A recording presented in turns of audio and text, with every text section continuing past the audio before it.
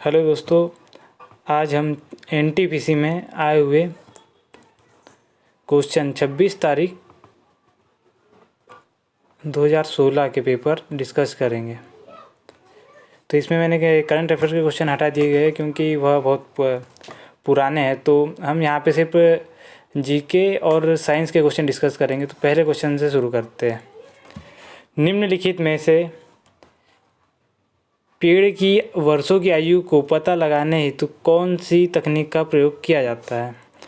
तो option number A है शाखाओं की संख्या की गणना।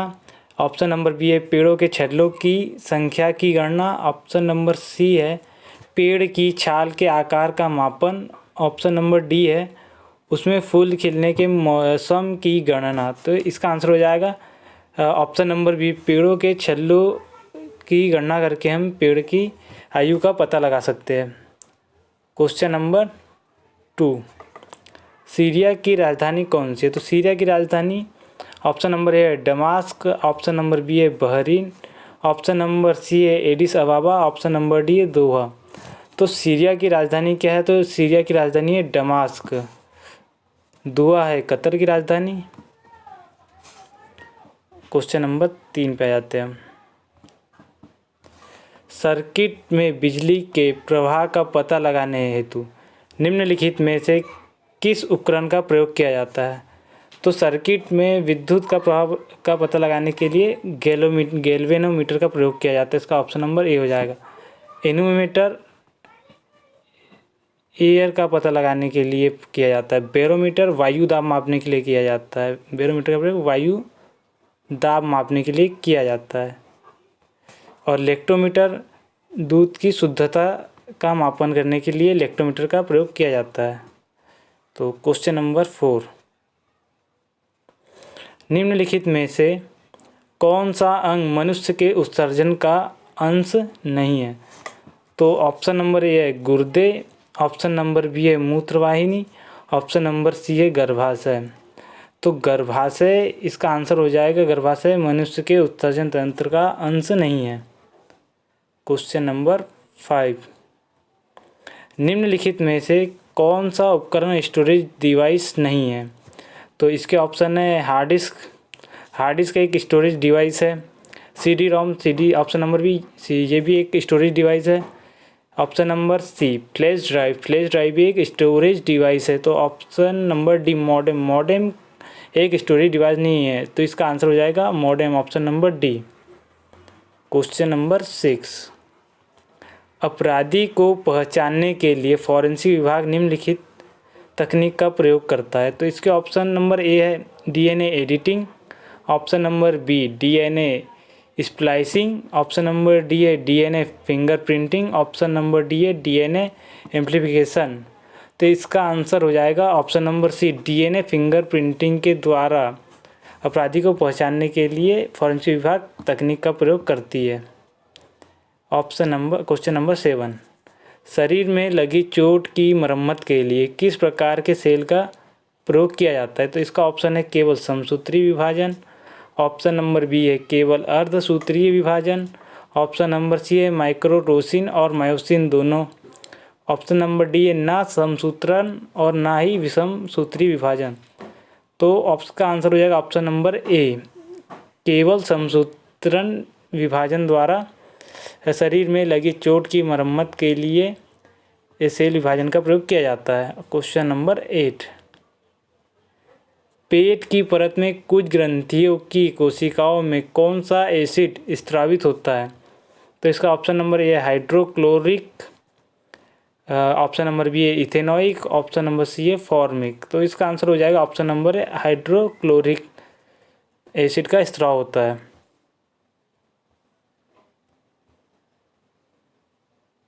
क्वेश्चन नंबर 9, कंप्यूटर खालिस्तान के बिना काम नहीं कर सकते। तो इसका ऑप्शन नंबर ए है स्कैनर।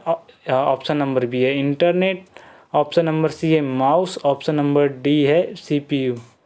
तो इसका आंसर हो जाएगा option number D CPU. Computer CPU के बिना काम नहीं कर सकते।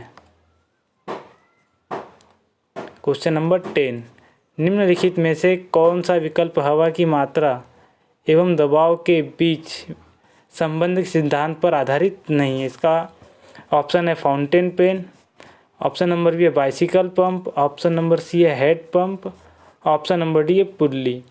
तो जो पुल्ली है ये हवा के मात्रा एवं दबाव के बीच संबंध को स्थापित आधारित नहीं है, तो इसका आंसर हो जाएगा ऑप्शन नंबर डी। बाकी फाउंटेन पेन भी मतलब आधारित है दबाव पर, बाइसिकल पंप भी और हेड पंप भी वायु दाब के सिद्धांत पर आधारित है। क्वेश्चन नंबर 11 पे आ जाते हैं। निम्नलिखित में से हीरे की चमक में किसका योगदान नहीं है? तो ऑप्शन नंबर हो जाएगा कुल आंतरिक प्रतिबिंब, ऑप्शन नंबर बी हो जाएगा हीरे का उच्च अपवर्तक सूचकांक, ऑप्शन नंबर सी है बिखराव, ऑप्शन नंबर डी है हीरे का निम्न अपवर्तक सूचकांक। तो जो हीरे का निम्न अपवर्तक सूचकांक है ये हीरे की चमक में इसका कोई योगदान नहीं होता है। क्वेश्चन नंबर 12, निम्नलिखित में से कंप्यूटर का कौन सा नियम दीवार पर फेंका हुआ गेंद टकराकर वापस लौटता है के संबंध में व्याख्या प्रदान करता है? तो गति का पहला नियम, ऑप्शन नंबर बी है गति का दूसरा नियम, ऑप्शन नंबर सी हो जाएगा गति का तीसरा नियम और इनमें से कोई नहीं। तो इसका आंसर हो जाएगा गति का तीसरा नियम। तीसरा नियम हो जाएगा इसका आंसर। तो आगे आते हैं क्वेश्चन नंबर 13, निम्नलिखित में से अनुसरण किए जाने वाले धर्म एवं पवित्र पुस्तिका में कौन सी जोड़ी संगत है? तो इस्लाम कुरान की है, सिख धर्म गुरु साहिब की है, अब जो जैन धर्म उपनिषद नहीं ये हिंदू की हो जाएगी, तो ये आंसर हो जाएगा इसका जैन धर्म, ईसाई बाइबल। तो इसका आंसर हो जाएगा 13 का सी आंसर। क्वेश्चन नंबर 14, हमारे सौर मंडल का सबसे छोटा ग्रह कौन सा है? ऑप्शन नंबर ए हो जाएगा बुध ग्रह, ऑप्शन नंबर बी मंगल ग्रह, ऑप्शन नंबर सी बृहस्पति ग्रह, ऑप्शन नंबर डी शनि ग्रह। तो हमारे सौरमंडल का सबसे छोटा ग्रह है बुध ग्रह, option number A. Question number 15, निम्नलिखित में से किसे ग्रीन हाउस गैसों में शामिल नहीं किया जा सकता है? तो option number A nitrous oxide, option number B carbon dioxide, option number C methane और ऑप्शन नंबर बी फास्फाइन। तो फास्फाइन को ग्रीन हाउस गैसों में शामिल नहीं किया जा सकता है। आंसर हो जाएगा इसका ऑप्शन नंबर डी।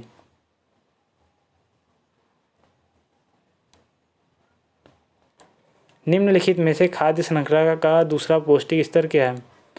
तो घास, option number A, option number B चूहा। तो इसका आंसर हो जाएगा ऑप्शन नंबर बी चूहा। चूहा खाद्य श्रृंखला का दूसरा पौष्टिक तत्व है।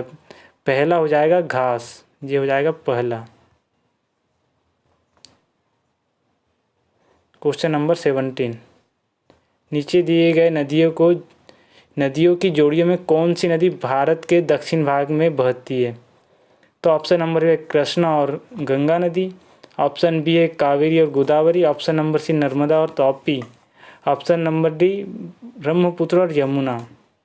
तो दक्षिण भारत में बहती हो जाएगी, इसका ऑप्शन नंबर बी हो जाएगा कावेरी गोदावरी दक्षिण भाग में बहती है।